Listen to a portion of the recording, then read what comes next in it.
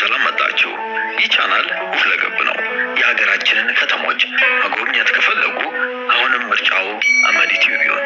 እንዲሁም ወገኖቹን መርዳት፣ ወገኖቹን ማገዝ ህልሞም ከሆነ ይህንን ለማሳካት የአመዲ ቲዩብን መጠቀም ይችላሉ። እንግዲህ ይህንን ዓላማ ካመኑበት ሰብስክራይብ በማድረግ እንዲሁም የደወል ምልክቷን በመጫን ቤተሰብ ይሁኑ። ስለመጣችሁ እጅግ አድርገን አሰላሙ አለይኩም ወራህመቱላሂ ወበረካቱ። ሰላም ብያለሁ። ውድና የተከበራችሁ የአመዲ ቲዩብ ቤተሰቦች እንዴት ናችሁ? ውዶች ደህና ናችሁ ወይ? እኔ ጋር ሁሉ አማን፣ ሁሉ ሰላም ነው፣ ሁሉ ደህና፣ ሁሉ ኮይስ። እኔ ጋር አልሐምዱሊላህ ሁሉ ተማም ነው። ዛሬ ከቤቴ ሰፈር ሱፐር ማርኬት አለ፣ ወደዛ ጎራ ብያለሁ ማለት ነው ከጓደኛዬ ጋር እና ለምን አንዳንድ ነገር አይደላችሁም ብዬ ቪዲዮ ለመስራት ተነሳሳው ማለት ነው። እና ወዶች ከዛ በፊት ቻናሌ በጣም ሞቶብኛል። ቪዲዮ ከለቀኩ በጣም ቆይቻለሁ። የመጨረሻ ቪዲዮ የለቀኩት 5 ወር ምናምን ሆኖታል። ያው 6 ወር ከሞላው ታውቃላችሁ መሆኔ ይነሳብኛል። እና ፕሊስ አበረታቱን፣ ቪዲዮውን በላይክ ጀምሩ፣ ከጎኔ ሁኑ እላችኋለሁ። ለቤቴም አዲስ የሆናችሁ ሰብስክራይብ አድርጉ፣ ላይክ ሼር አድርጉልኝ፣ ያነቃቁልኝ ቻናሌን ስወዳችሁ። እና እንግዲህ ያው በዓል አይደል፣ በዓል ስለሆነ ያው እኛ እንደታሰረ ጥጃ የምንፈታው ለበዓል ሲሆን ነው። በበዓል ሰበብ ያው ወጣ ብለን አየር እንቀይራለን። ብዙ ሰፈራችን ነው፣ በእግራችን ነው የምንሄደው። ቅርብ ነው ሱፐር ማርኬቱ። እና ሰሞኑን ቲክቶክ ላይ ካየሁት ነገር ነው ልናገር የወደድኩት። አንዳንድ ጊዜ ያለማወቅ የሰው ልጅ ሳይኮ እንጎዳለን ማለት ነው። ነገን አለማሰብ፣ አርቀን አለማሰብ በጣም ዋጋ ያስከፍላል። እና የማን ነው ዲቦራ የምትባለው ልጅና ቢኒያም የወለዱት ልጅ አለ። እንግዲህ የሰው ልጅ ይዋደዳል፣ ይጣላል። በመሀል የሚጎዳው የተፈጠረው የተወለደው ልጅ ነው የሚሆነውና ከሁለት አንዳቸው አስተዋይ ካልሆኑ፣ ከሁለት አንዳቸው የልጃቸው ሳይኮ እንዳይጎዳ ለወደፊቱ የሚያስቡ ካልሆኑ የሚጎዳው መሀል ላይ የተፈጠረው ልጅ ነውና እኔ በጣም ያዘንኩት እውነት ለመናገር። እሷ ጽፋ ከትንሽ እስከ ትልቅ ይዛለች። 1 ወር ነው ለዛውም ያወጣው ወጪ እሱ ለ1 ወር ብቻ ነው። ከዛ ደግሞ በጣም የገረመኝ ነገር ግን ለምንድን ነው ግን የኢትዮጵያ ወንዶች፣ እኔ ሁሉንም ማለት አልችልም፣ ግን በቃ 90% ለምንድን ነው ልጅ የማይወደው? እውነቴን ነው የምላችሁ፣ 90% ልጅ ሲወለድበት የሚበረግግ ነው የኢትዮጵያ ወንዶች። 10% ደግሞ ምርጥዬ በቃ ድንቅ የሆኑ አባቶች አሉ፣ አዝለው የሚያሳድጉ በቃ ሁሉ ነገራቸውን ትተው ለልጃቸው ብቻ የሚኖሩ ልክ እንደ እናቶች ማለት ነው። ኢትዮጵያ ውስጥ የእናቶች ክፉ እኔ 1% ይገኛል ብዬ አላስብም። ከየትኛውም ዓለም የሚለዩ ናቸው ብዬ ነው እንደውም የማስበው። ከየትኛውም ዓለም ላይ ካሉ እናቶች የኢትዮጵያ እናቶች በጣም ምርጥ እናቶች ናቸው ብዬ ነው የማስበው። አብዛኛውን ጥሩ ደረጃ ላይ ያሉ ልጆች ወንዶችም ሴቶችም ራሱ ያደጉት በእናት ብቻ ነው።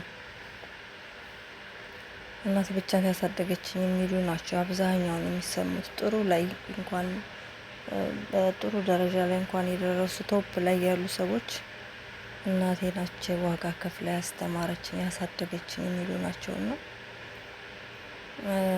የኢትዮጵያ እናቶች በጣም ረጅም እድሜና ጤና ይስጣቸው። ከትንሽ እስከ ትልቅ ማለት ነው። አባቶችም እንደዛው ምርጥ ምርጥ አባቶች አሉ። 10% እንደው ከ10% አይበልጡም። አብዛኛው የሚበረግግ በጣም ሰልፍሽ በቃ ሁሉ ነገር ሴቷ ላይ ደፍድፎ የሚጠፋ ነፍስ ያውጭኝ ብሎ ህሌናው የማያሳድደው ህሌናው የማይከሰው በቃ ከዛ ከተፈጠረው ከተወለደው ልጅ እና ካስወለዳት ሴት ራቅ ካለ የሚጠይቅ አእምሮ የሌለው ነው አብዛኛው የኢትዮጵያ ወንድ። እንዴ የሰው ልጅ እኮ ከሰራው ጥፋት ከሰራው ስህተትም እኮ ከፊት ለፊት ዞር ቢል እኮ ህሊና የሚባል ነገር አለ። በልጅ ምክንያት ግን የኢትዮጵያ አባት የሚባሉ በተለይ አዲሱ ትውልድ በቃ ልጅ አይወድም።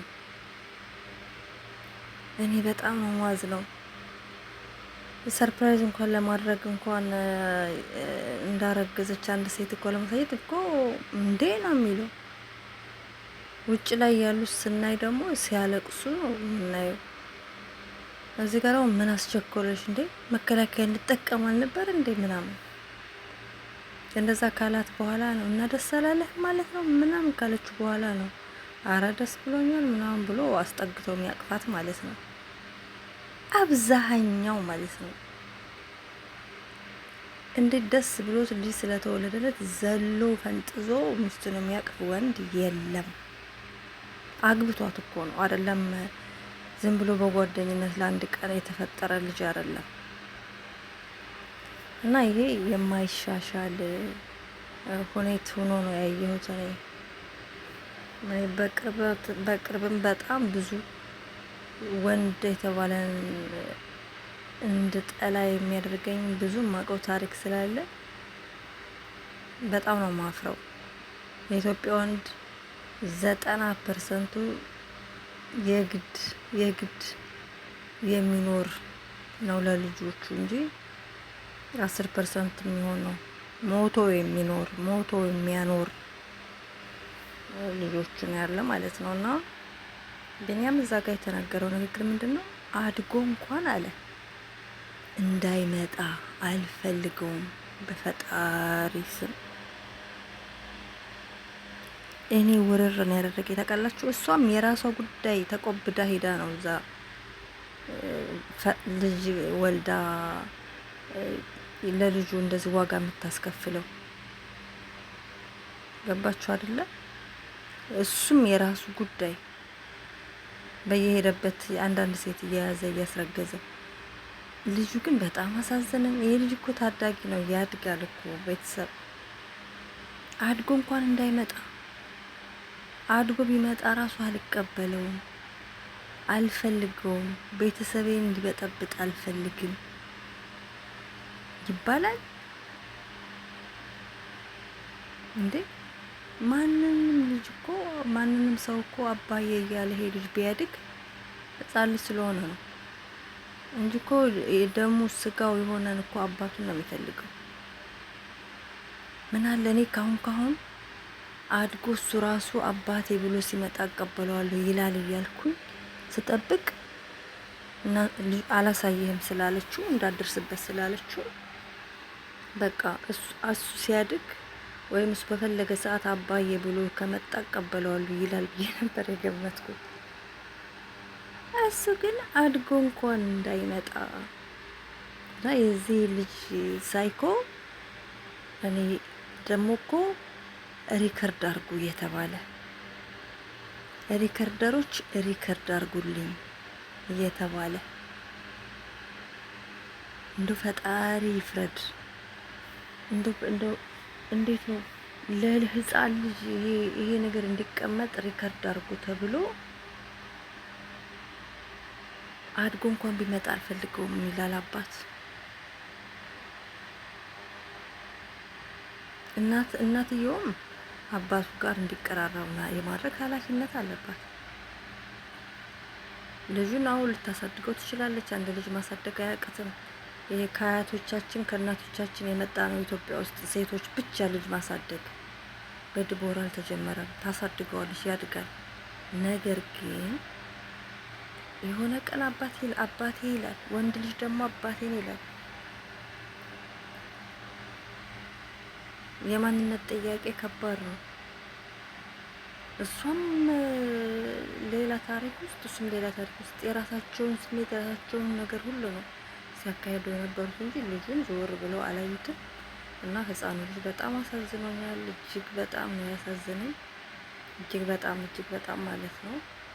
ቢኒያም የሚባል ሰውዬ ኮርማ ይቅር ይበለኝ ፈጣሪ። ይሄ ማለት አልነበረበትም።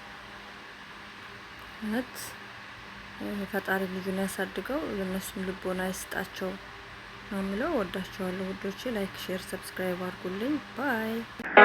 ከዚህ ቀደም የሰራናቸውን ድንቅ ስራዎች ይመልከቱ። በመጨረሻም ሰብስክራይብ ማድረግ አይርሱ። ታግሰው ስለተመለከቱ እናመሰግናለን። መዲ ቲዩብ